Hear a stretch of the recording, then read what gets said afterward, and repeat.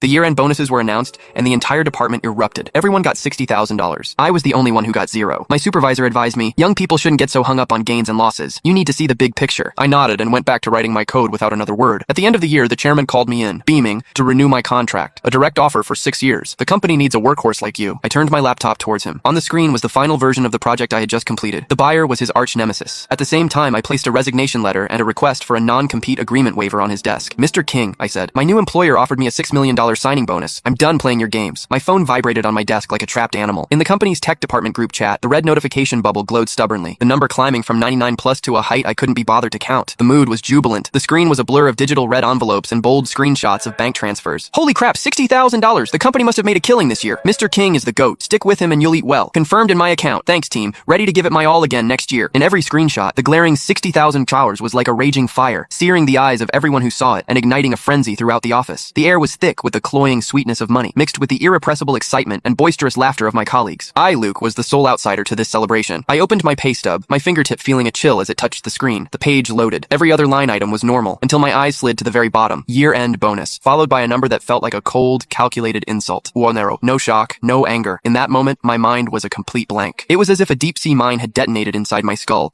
and in its wake, the world fell into a dead silence. All sound, all color, bled away. All that remained was that Nua Weiler burning itself onto my retinas like a vicious brand. Luke, my office. My supervisor, Leo Kane, stood at his door beckoning to me. He wore that familiar smile, affable yet permitting no argument. I stood up without expression, pulling back my chair and walking through the ecstatic crowd. My colleagues, who had just been cheering, now wore complicated expressions as they looked at me. Some pity, some gloating, but mostly the detached amusement of watching a drama unfolding. I didn't care. I walked into his office and closed the door, shutting out the noise. Leo pointed to the chair opposite him and poured me a glass of water himself. Luke, you saw the pay stub, right? He began, his tone as calm and steady as a therapist conducting a session. I nodded, saying nothing. I know you must be feeling like this is unfair, he continued slowly, taking a sip of his tea. But you have to understand, as a young man, you need to see the big picture. You can't just focus on short-term gains and losses. The big picture? A cold laugh echoed in my mind. Such a familiar phrase. When he made us work late into the night, he'd say, young people need to hustle to grow quickly. That's seeing the big picture. When he made us take over failing projects for free, he'd say, with great ability comes great responsibility. This is the company's trust in you. You have to have perspective. Now, with those same words, he was erasing the blood and sweat of more than 300 days and nights of my life. You are the core of Project Zenith, the soul of the operation. The company sees it, and the chairman sees it. Leo's voice was laced with a persuasive power. This, you could say, is a special test from Mr. King. He wants to see if you're just in it for the money, or if he can truly entrust the company's future to you. Pass this test. Prove your loyalty and your perspective, and your future will be limitless. He leaned forward, lowering his voice to a conspiratorial, solemn whisper. Trust me, the company will never mistreat a true contributor. I looked at him, at the face that seemed so sincere as he sold me this fantasy. I could see the calculation and contempt in his eyes. He saw me as a tech nerd he could easily manipulate, a fool who didn't understand office politics, someone who could be placated with a few empty words.